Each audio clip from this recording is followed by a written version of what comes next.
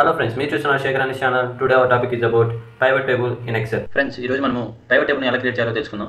First మన దగ్గర ఉన్న డేటాను ఏదో ఒక సెల్ని తీసుకొని సెలెక్ట్ చేసి ఇన్సర్ట్లోకి వెళ్ళి పైవట్ టేబుల్ మీద క్లిక్ చేసినట్టయితే ఇలా ఒక విండో ఓపెన్ అవుతుంది.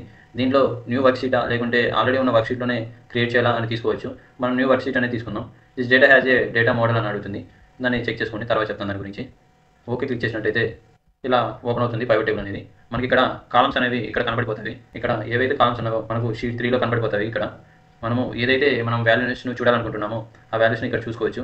మనం కేటగిరీస్ వైజ్ సేల్స్ చూద్దాం. ఫస్ట్ వన్ కేటగిరీస్ అనేది కాలమ్స్లో పెట్టుకొని వాటికి వచ్చే సేల్స్ను వాల్యూస్లో పెట్టుకున్నట్టయితే మనకు కేటగిరీ వైజ్ వాటి సేల్స్ అనేది చూపెడుతుంది. అలాగే ఇప్పుడు మనము రీజన్ వైజ్ సేల్స్ చూద్దాం. ఇప్పుడు రీజన్ కాలమ్స్లో పెట్టి సేల్స్ పెట్టినట్టయితే ఇలా మనకు రీజన్ వైజ్ సేల్స్ అనేది కనబడిపోతుంది.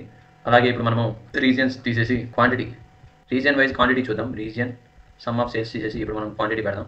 సమ్ ఆఫ్ క్వాంటిటీ చూసాం. ఇప్పుడు మనం కాలం అదే reason wise some of quantity చూసుకున్నట్టయితే మనకు ఈస్ట్కి ఎంత వచ్చింది, నార్త్కి ఎంత వచ్చింది, అలాగా టోటల్ ఎంత వచ్చిందో మొత్తం చూపెడుతుంది.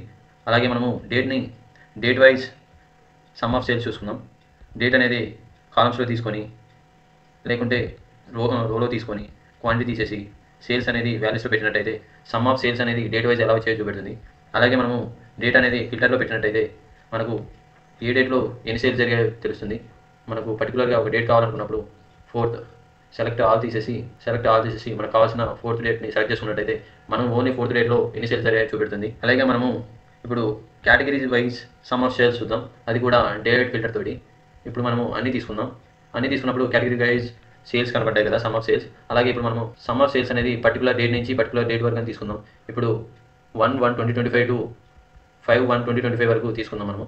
ఇప్పుడు వీటిని సెలెక్ట్ చేసుకున్నట్టయితే మనకు ఓన్లీ ఆ 5 డేట్స్లో ఏమేమి సేల్స్ అనేవి ఎంత జరిగాయి అనేది చూపెడుతుంది. ఏ కేటగిరీస్లో ఎక్కువగా జరిగాయి.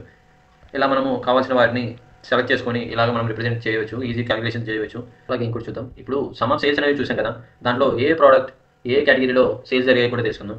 ఇప్పుడు ఇక్కడ ఉన్న ప్రోడక్ట్ని రోస్లో యాడ్ చేసుకున్నట్టయితే ఏ ప్రోడక్ట్ అనేది ఏ కేటగిరీస్లో ఎక్కువగా సేల్స్ జరిగాయి అనేది కూడా మనం చూడవచ్చు. Friends, నా కంటెంట్ కనుక మీకు నచ్చినట్లయితే please like, share and subscribe.